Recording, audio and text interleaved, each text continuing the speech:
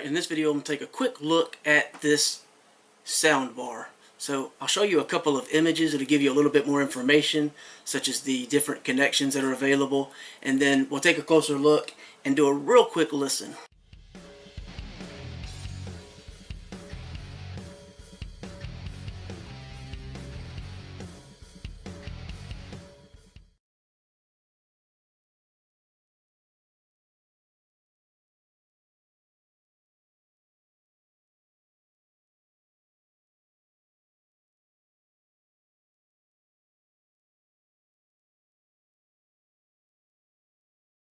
Alright, so before we take a look at this sound bar, this is the box that it comes in here. So it's actually really well packaged. So just want to show you the box real quick so you can see. We'll set that to the side, show you what's included.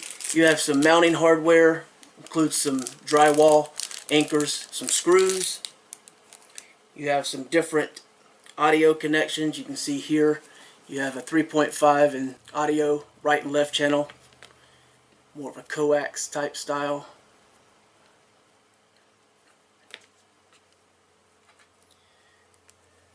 Auxiliary or 3.5 millimeter. You have HDMI cable included. Something you don't see very often, but I definitely appreciate because I like using these.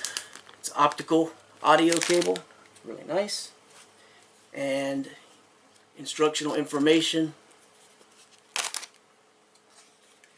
The remote, and I've already got the power, but I don't know how well you can see it, but back here, right there, plugged into the top of that lamp, it's a square block. It's the power. And then we have the actual unit itself. So 120 watt, 2.1 channel, about 36 inches in length. It actually has a pretty substantial amount of weight to it, and your mounting points are on the back side. There's keyholes, and it's padded, so you're not going to worry about scratching up your walls. You also have feet on the bottom, so if you decide to just set it down, you can do so. Sort of has a gloss black finish on the back side. The front has this silverish gray kind of almost an iridescent look to it where the speaker area is. And on the end, another speaker here. You have sort of a matte black finish on the end. On the other end, you can see here your other speaker, matte finish, and then you have buttons across the top and an LED that I hope you can see right here. That can be turned off and on. On the back side, in this recessed area, it's going to be where your power, HDMI, coax, optical, auxiliary, and USB inputs are available. So a variety of different options. So if you want to connect this to a computer, telephone through Bluetooth, tablets, televisions obviously, whatever you like, you've got a lot of options. So I'm going to go ahead and set this down. The remote, fairly basic. So you have power, you have mute, you can turn your LED off and on with the LED button.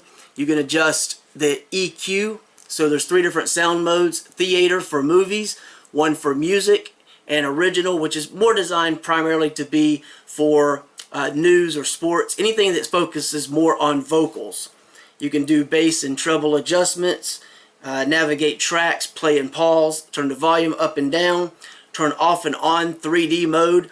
To me, 3D mode reminds me of the loud function. I don't know if you've seen that before, but computer speakers inside of their audio control panel interface and some other items have a loud functionality, and it kind of boosts the volume, and that's kind of what the 3D sounds like to me. I suppose it's supposed to be more of a 3D surround sound, but I think it's more of a loud function. It kind of just gives it a kick, a little bit of a boost.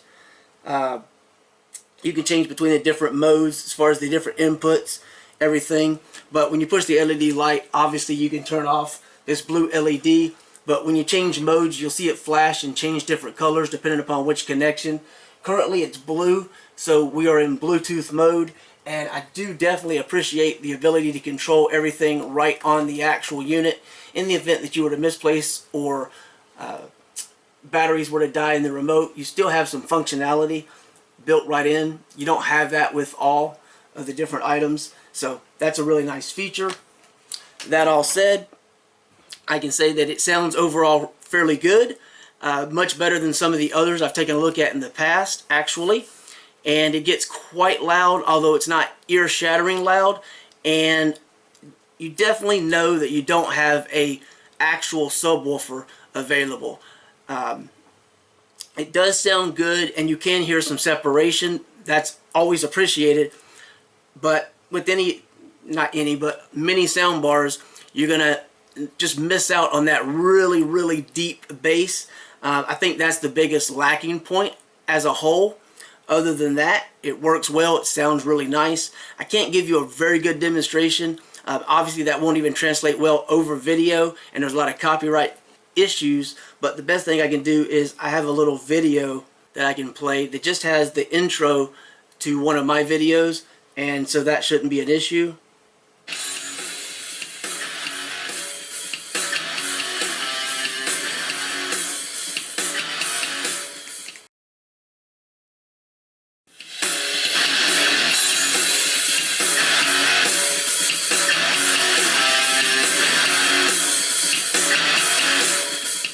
Alright, so obviously you compare that with the phone, or maybe if you have computer speakers built into your monitor, or even just TV speakers that don't sound very good. Maybe they're too tinny sounding, or the way they bounce off of the wall just doesn't suit your needs.